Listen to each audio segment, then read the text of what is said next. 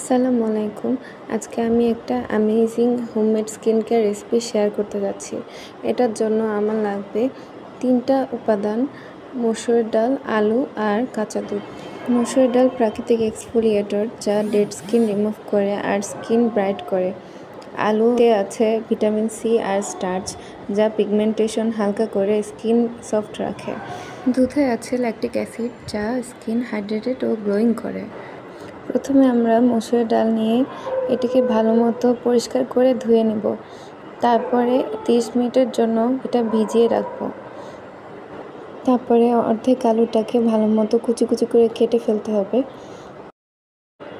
তারপরে ব্লেন্ডারের মধ্যে মসুর ডাল, কুচি করা আলু আর কাঁচা দুধটা অ্যাড করে ব্লেন্ডারে ভালো মতো ব্লেন্ড করে নেব।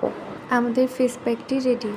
এখন পরিষ্কার মুখে এই ফেস প্যাকটি লাগিয়ে 10 মিনিট অপেক্ষা করে ভালো মতো ধুয়ে ফেলুন। এই প্যাকটি আপনারা সপ্তাহে 2-3 দিন ইউজ করতে পারবেন। প্যাকটি কেমন লাগলো আমাকে জানাতে ভুলবেন না।